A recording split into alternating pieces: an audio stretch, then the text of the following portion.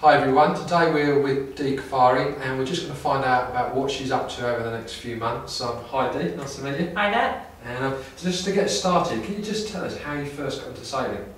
Well, it was a bit of a career change. I was a secondary school teacher, PE teacher, for 5 years. Yeah.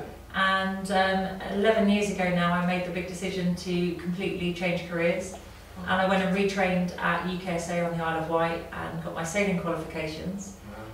Thought I was originally going to stay as a water sports instructor, windsurfing and kayaking and dinghy sailing, but actually got lured into the big yachts and then I fell in love with offshore sailing. So it happened pretty quickly, but it was a big step. And you've achieved so many fantastic feats over the last kind of 5-6 years. Which one stands out as the most memorable, the one you're most proud of? Well, I've been very lucky to do, as you say, a number of very substantial big events. Awesome events. Thank you. I think the big one for me, just because it is the pinnacle of offshore sailing, was taking part in the Vendée Globe and finishing in 6th place. That was just an amazing feeling, and the reception I got afterwards was incredible. But I think as an ultimate success was when I went with the girls on the Round Britain and Ireland record chase, and we absolutely annihilated the record, the overall record. So I think that was a really enjoyable and intense 6 days of sailing that ended with a fantastic result that still stands today. Fantastic. So I understand you're off to Barcelona maybe in the next few days. Big event coming up, so just tell me a bit more about that. Well, it's exciting news this year. We've just agreed to take part in the Barcelona World Race, which starts on New Year's Eve, very unsociable. But it's a bit different. It's a two-handed round the world race, and I'm going to be sailing with a Spanish sailor, Ana Corbella, who's done a first Spanish girl to do a transatlantic race, and now she's going to become the first Spanish girl to do a circumnavigation. She's going to show the route. Success. So, well, contributing to that is really nice. I had a massive help to go and achieve something special with Aviva sponsoring me, and now I'm contributing to Anna going to do something of a similar kind of special effect. So go girls. Yeah, right. Hopefully we're going to show the boys what to do. So how's a boat set up differently, kind of two-handed boat? What will be different on the boat? Well, two-handed is really good because it's intense sailing, but you get the best of both worlds. You're there on deck on your own because your co-skipper is asleep.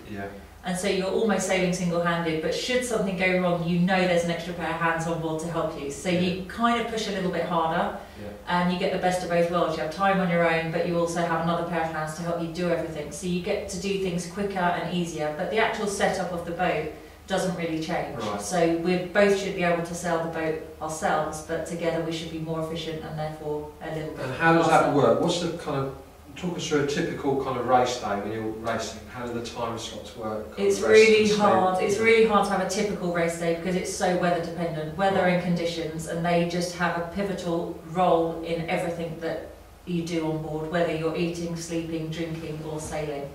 And you live in a 24-hour day. You don't have a daytime and a nighttime as such, so you're catnapping sleep. And with your co-skipper, one's on deck working, keeping the boat going fast. And how hard is that to learn, this catnapping sleep? I mean, for the general, people couldn't cope with it. How hard is it to get into that routine? Well, you do adapt with the sleeping habits really quickly, and the best likeness I can give you is mothers with newborn children. They don't sleep through the night and they get into that sleeping and waking up and having to do things when you're tired.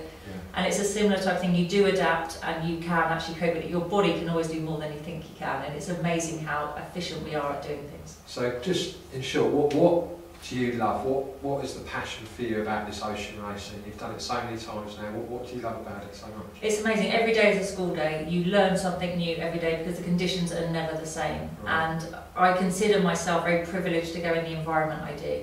I see nature at its best, with sunrises and sunsets and the ocean's animals in their habitat uninterrupted, and it's an experience that not many people get to see, and it's very hard to describe it, take a picture to do it justice or describe it in words, but I feel very privileged to see what I do, whether it's an iceberg, whether it's a storm, the elements at their worst, or whether it's like an angelic, beautiful moment. So you get to see everything. So I've got to ask you this question, it's one of the biggest questions. Do you plan to do the Vendée Globe again, and how important is it to you?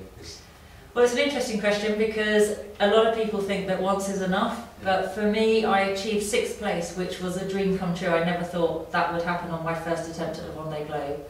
Given that 30 competitors started, only 11 of us finished, so it just shows how brutal it is.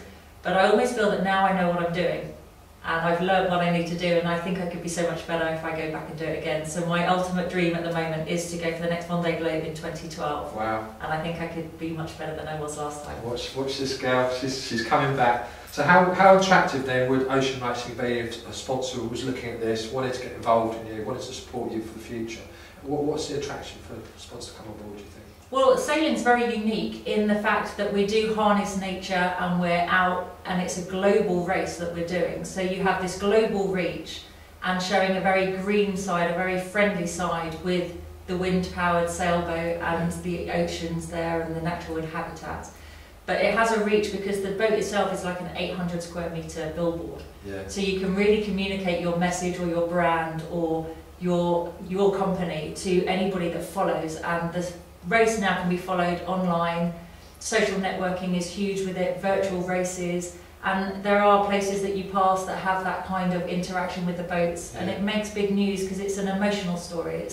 It's a voyage that people don't get, and it's this emotional journey that I go on with the boat, as well as the competitive elements. So you have a sport that's fully rounded, and I think it communicates with people on so many levels, not just a sporting achievement, but actually this personal, emotional journey as well. Brilliant, brilliant. So if people want to find out a bit more about you, follow this next adventure, how's the best way to do that for them? Well, there's a number of ways. Obviously I have a website, deecaffari.com, but I'm also fully Twittering and Facebooked up, so there's lots of ways to just keep tabs on what I'm up to and get the latest news as and when it happens. Awesome. I just want to say best of luck for the next race, New Year's Eve, and hope you have great successes in the future. Thank you very much. Thank you very much, Dee. Thank you everyone. We'll see you again soon. Bye-bye.